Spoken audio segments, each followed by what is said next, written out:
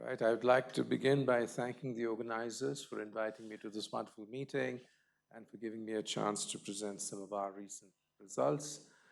But most important, I would like to thank many colleagues from France with whom we have been collaborating for a long time, Uriel Frisch, Marc-Etienne Prachet, Jeremy, who's in the audience, Dario, who couldn't make it at the last minute, Yannick Ponty, and Giorgio Kristulovic, and Nicolas Besse's picture was supposed to be here, but I couldn't find it. But I found on his website this beautiful photo of the Observatoire de la Côte d'Azur, which must be among the most beautiful CNRS labs. And we are very happy that we have been able to collaborate with them for several years. These are various students and co-workers with whom I have worked on some of the problems that I'm going to talk about. That will become clear as I go along. And I would like to acknowledge support from these funding agencies, in particular for this meeting, the Indo-French Center for Applied Mathematics.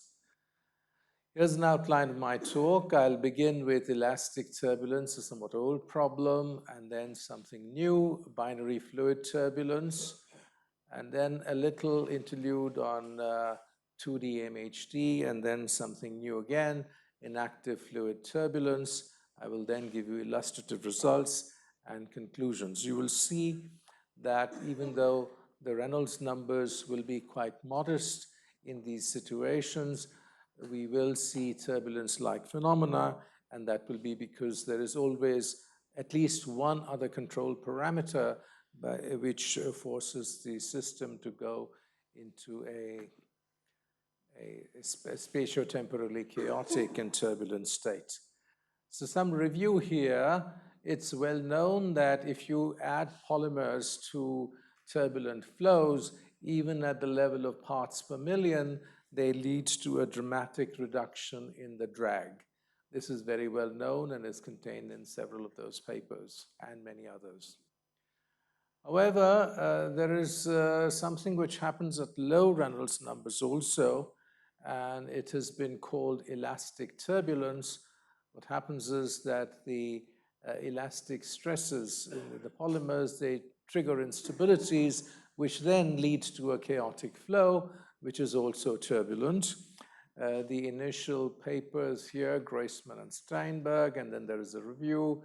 There's some numerical work from our group. And I should also point out that there were similar chaotic regimes seen in other systems, which, as far as I can tell, have received less attention than they should have.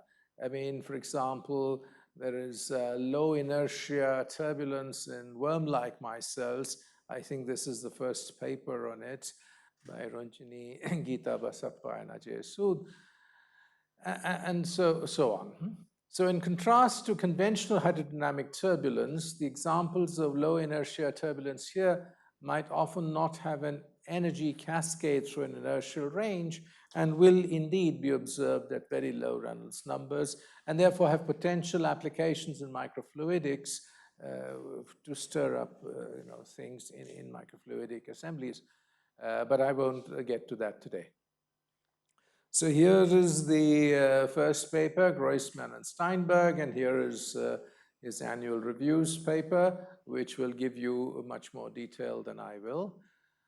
But let me now tell you a little bit about how to model such admixtures of polymers in a fluid. And this is done at some hydrodynamical level by solving a coupled Navier-Stokes equation, which is written here in terms of the vorticity, and there's a stream function here too. Don't look at all the details because there are too many details. I just want to give you a big overview of the field.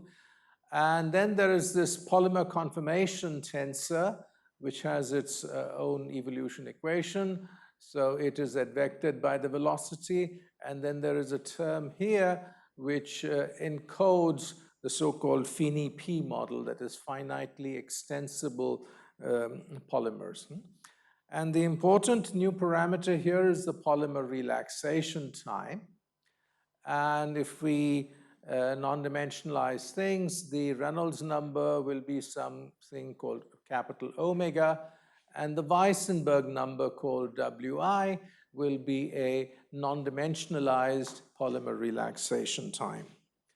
To study these types of systems, I will often start them off in a flow which is called a cellular flow in fluid dynamics. It's a crystal of vortices and anti-vortices, which is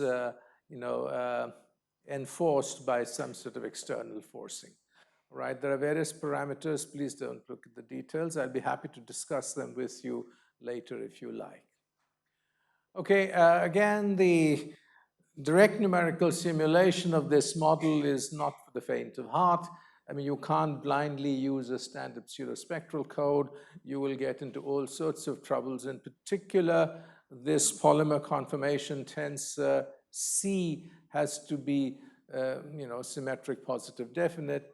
And if you don't use some clever tricks, you lose that property right away. And we then adapted a code that was written in 3 dimensions by Prasad and Dhruva Mitra, who were my students at that time, Anupam and I, and then we did it in 2 dimensions. And if you want the state of the art in this, I strongly recommend this paper. I don't know whether Jason is in the audience, and Dario also. They have examined several schemes for doing such calculations, and I'm happy to report that they find that the scheme we used is perhaps the best. Okay, now to change gears, I will also be looking at binary fluid systems, so you know this well, so just oil and water drops, and again, bubbles in a turbulent flow. We'll skip anti-bubbles today. And this is very well known to statistical mechanicians. We all grew up learning about the Cahn-Hilliard system, which tells us how 2 different phases, fluids A and B, phase separate. And we describe them as usual by using a Landau-Ginzburg functional, which has a double well potential here, V of phi, written in some non-dimensionalized way here with 2 minima, one at +1, -1, and large and positive phi is A rich, and large and negative phi is B rich. And if we just live at this level, we have, of course, something we assign as a homework problem, which is this double well potential, and then there is a one-dimensional interface here, which you can solve for analytically. So that's the interface between the A-rich phase and the B-rich phase. But when the coexisting phases are fluids, then it does not suffice to keep only Cahn-Hilliard. You must add in Navier-Stokes, and believe me that if you do it properly, this is what you will get. You will recognize Navier-Stokes up to here, and this is the action of the scalar field phi, which we were just talking about on the fluid. We don't need this term today, and that's just friction, so that's for gravity. Again, incompressible, and this is the good old Cahn-Hilliard thing, but now with the scalar advected by the fluid velocity, all right? Again, you can see that there are large numbers of parameters, but one good thing this description has over the standard fluid dynamical description is that you do not have to enforce boundary conditions on a moving droplet boundary, for example. So this is a so-called diffuse interface model, and sometimes engineers complain because these interfaces are quite thin, but I think good mathematicians have shown that if you do things carefully, this diffuse interface description is a valuable one. The price you pay, where not only Reynolds numbers, depending on the setting, there are many other control parameters. Today, we will concentrate on the capillary number, which is related inversely to the surface tension. And that is the parameter we will tune to get to low Reynolds number turbulence in this system. Okay, again, you can do direct numerical simulations. I will not bore you with details. A little interlude. This is a point of view that has been advanced by Pat Diamond as his collaborators, that there is some formal similarity between 2-dimensional magnetohydrodynamics, where A is the scalar vector potential. I mean, in 2D, it's a scalar. So here is Navier-Stokes, and here is how the magnetic system acts back on it.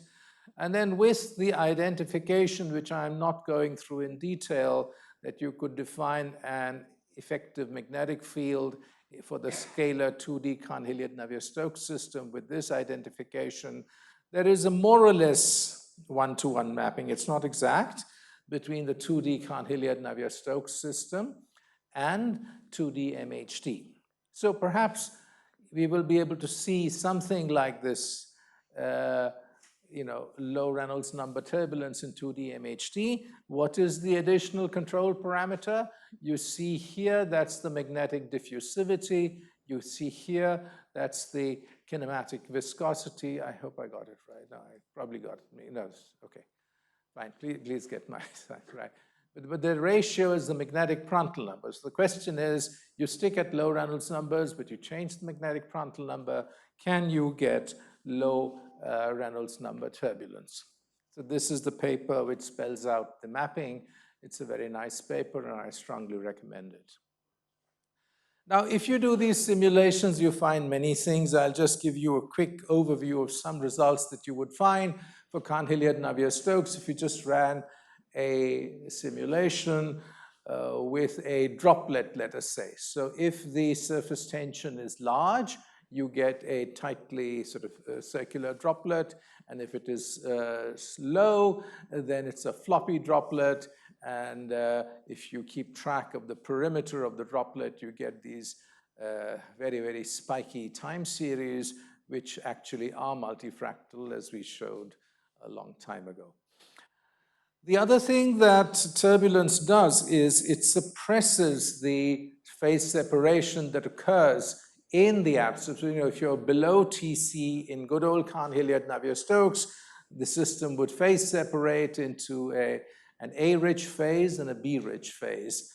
Now, when the turbulence churns it up, you suppress that phase separation, and you can actually characterize it by defining a length which you can get out of a density-density correlation function. Okay, so that's just the background. So what the method that we will use, at least in some of our studies, is to first induce, as I said, a vortex crystal, which we did first for 2D turbulence by the application of an external force. And what we found in the 2D turbulence cases is that as you increase the amplitude of that force, that induces turbulence, which it's a completely non-equilibrium system, but think of it roughly as temperature. It's like increasing temperature. It melts the crystal in a way that would be quite acceptable to a condensed matter physicist. But let me not go to turbulence. So what I'm going to show you now is that even at low Reynolds numbers, by changing the Weissenberg number, so that's the new control parameter for the polymer case. So we have started this system off with a nice array of vortices and anti-vortices, and this is the description in Fourier space, so that's good old Bragg peaks.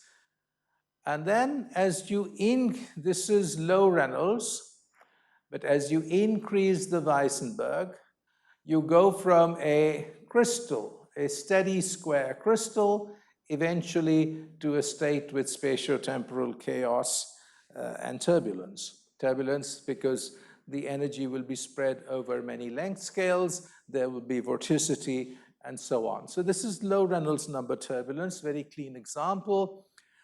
And I just wanted to emphasize that if you look at these things, this is not a noisy system. The system is generating its own noise, so it's not one clean transition. There is actually a whole bunch of transitions which are quite complicated. You can go through quasi-periodic states, both quasi-periodic in space and time, but I will not dwell on that today. I just want to point out that we have low Reynolds number turbulence here. Okay, so you can do a phase diagram. So this is Weissenberg number, this is Reynolds, and I'm telling you, if you look here, to the best of my knowledge, this was the first detection of low Reynolds number turbulence, and the Bragg peaks, they all get washed out. If you look in Fourier space, this is the real space. So that's how it, if you like, it's been melted by elastic turbulence. course, turbulence, everyone says, is intermittent, and indeed, this is intermittent too, and I don't have time to cover it today, but I strongly recommend this recent paper, and they have characterized the intermittency in such elastic turbulence very well, this set of authors. Now, let me see if there is an interface-induced analog of this. And indeed there is. So we start with the Cahn-Hilliard-Navier-Stokes equations that I told you about. So we have this array now, not only of vortices and antivortices, but also phi-rich regions and A-rich and B-rich. And as you decrease the surface tension, there are significant interfacial fluctuations, and this vortex melts. Reynolds number relatively low, but the melting occurs because of interfacial fluctuations, all right? So this is yet another example of a low Reynolds number turbulence. Again, I could go through all the time series and Fourier spectra to show you that this indeed does happen as you decrease the surface tension. Again, the detailed transitions, there's a whole sequence of them. You have to keep track, but eventually you do get a state with turbulence. You can play the same game with 2D MHD. I'm just showing you illustrative plots. These are simulations carried out by Sharad Yadav. And again, I won't dwell on it too long. There's also work by the Diamond Group here on similar situations.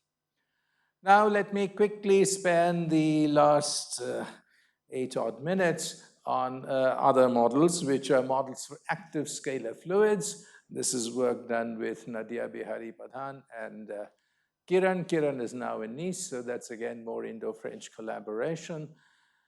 So, we looked at Cahn-Hilliard-Navier-Stokes. So that was the sort of Landau free energy functional we had. Again, now except that psi was phi. Now I'm thinking of psi as a concentration of active microswimmers, and this was a model that was introduced in this paper here for so-called motility-induced phase separation. I mean, don't look at all the details, but there is an extra stress term here with the coefficient zeta or epsilon. If sigma is equal to zeta, we are back at good old Navier-Stokes, but if sigma is not zeta, then it's a model for extensile swimmers, and if it is less than 0, then it's a model for contractile swimmers, for example, like C. Reinhardti. So we will consider zeta less than 0. And again, I want to show you that this sort of turbulence, which is induced by this activity, there is no external forcing, but it's active in the sense that Sriram and his colleagues have studied a lot. So as you increase activity, the phase separation is suppressed more and more, and the Reynolds number is still quite modest. You can characterize the arrest of phase separation. I'm showing you a Reynolds number here, which is going up to about 120, but I remind you, this is very modest because this is an integral scale Reynolds number. If I actually looked at Taylor microscale Reynolds number, it'd be roughly the square root of that. So again, low Reynolds, but turbulence. Turbulence meaning if you look at the energy spectrum, it is spread out over several decades of wave number. And if you look at the flow, there is vorticity in the flow. That's the good old-fashioned definition of turbulence, spatiotemporal chaos and vorticity in the flow. Okay, perhaps I will skip this. This is something very interesting. You can get a self-propelled droplet, but let me save that for some other day. And then now let's look at some models for bacterial suspensions. So that's a vortex forming in Bacillus subtilis, and this is a dense suspension of E. coli inside a spherical droplet. So what are the types of models that are around for this? The simplest one is the so-called TTSH model, Toner to Swift-Hohenberg. And why do we have this? Because many active fluid systems show this emergent spatiotemporally chaotic patterns. And if you look at the equations, which I'll show you in a minute, you know, you will see what they do. I mean, there are more complicated models. There is a whole variety of them. And the especially simple ones that I'm going to show you, you can find a derivation of those in this paper. Okay, so this is the thing, sort of like Navier-Stokes, but with a coefficient lambda here in the advective term, a gamma naught and a gamma 2. So this would be conventional viscosity, but it has the wrong sign, and this is the fourth order gradient which stabilizes it, sort of like in the Kuramoto-Sawashinsky model. And this is the Toner 2 nonlinearity, which in the mean field limit could give you a state with some mean velocity square root minus alpha over beta. But that's never observed really, at least in 2D, all right? And you get a complicated state, which is turbulent. You can do standard linear stability analysis and pick out different scales, length scales, time scales, etc. All right? And the terms which make this TTSH system active are this friction term, but it is anti-friction. There's a negative viscosity and also this parameter lambda, which is in front of the other terms. So I'll just give you two quick examples of such turbulence. So this, we investigated irreversibility in such bacterial turbulence in these TTSH models. I mean, all of you know that fluid turbulence is, irreversible. But if I challenged you, I played you a movie of Lagrangian particles in a turbulent flow played backwards and forwards in time, you would not be able to tell the difference. This is just to show you the sorts of patterns we get for this TTSH turbulence. And then to characterize the irreversibility, you really need to look at the skewness of certain probability distributions, like that of PAR or of energy increments. And I won't show you every detail here, but to make a long story short, what we found here is that for this particular type of bacterial turbulence, the skewness is the other way compared to conventional fluid turbulence. So, you gain energy faster than you lose it rather than the other way around, which seems to be the case in conventional fluid turbulence. Now, the last thing I will do in the remaining 2 odd minutes is to tell you about intermittency, which is some joint work done with Shamriddhi, Kunal at ICTS, Anupam at IIT Hyderabad, and Kiran, who is now in Nice. And it builds on some earlier work from Shamriddhi's group on the same model. So I remind you that we were tuning the activity by changing this parameter alpha. What Shamriddhi and his colleagues showed that if alpha is large and negative, you get into this, what they called a state of maximal chaos with an emergent universal state of active turbulence. You can then ask, does it show intermittency? I will remind you that the simplest way to characterize intermittency is by looking at velocity increments, velocity at point x minus velocity at point x plus r. You take that difference, raise it to the pth power, find it in the statistically steady state. And then you find the scaling exponent zeta p, which r to the zeta p. And if zeta p is a nonlinear function of p, then you say, aha, that's turbulence. And we showed it not only for the Eulerian fields, but we also showed it for Lagrangian particles by looking at increments along the Lagrangian trajectory. And in every case, we do find clear signatures of intermittency, which had not been seen earlier. And there are some details which make it look a little like fluid turbulence, but I will not dwell on that now. So let me just end by saying that we have examined 4 types of turbulence at low Reynolds numbers. And in all these examples, the turbulence is induced by tuning one more control parameter. In elastic turbulence, the Weissenberg number, 2D MHD, the magnetic Prandtl number, interface-induced turbulence, the Weber number, or the inverse of the surface tension in active fluids, the activity, and we have compared these with conventional fluid turbulence. So with that, I thank you for your attention, and I'll be happy to answer any questions that you might have. Thank you, Rahul. The timing of the talk was impeccable. It was Gavaskar style. Okay, the Indians will understand that, but nobody else. Okay, so questions? Yes, Shreya. Yeah, Rahul. You identified the parameter, the coefficient of advection in the velocity equation in the last bit. Yes. With the type of active stress, contractile versus right. Yes. extensile. I guess that implicitly assumes that sort of your active orientable elements are aligned with the velocity, I guess. Because Yeah, the point that's is, the limit in right. which you get TTSH. Otherwise, you have to do the more complicated models, which you know much better than I, either polar or nematic, etc. Right. Right. Yes, absolutely right. Yes. So thank you very much for interesting. I mean, many examples. I mean, so I have a very general question. I mean, you know, when you show the simulations, do you actually go to the steady state? And did you show, you know, in some cases it looked like steady, but I mean, how would you actually make sure that you're on the steady state, or is that even, you know, an important issue? No, we do. I spared you the details. We do, and we are careful. And when we quote things like multiscaling exponents, they're obtained by averaging suitably over the statistically steady state.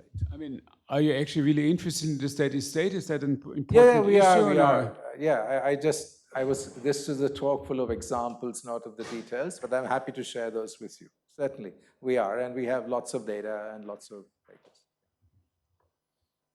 Any more questions?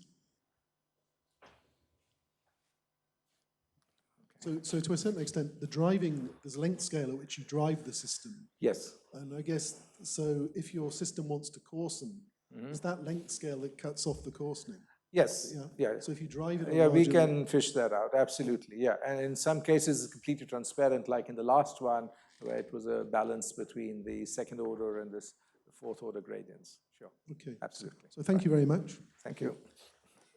Okay.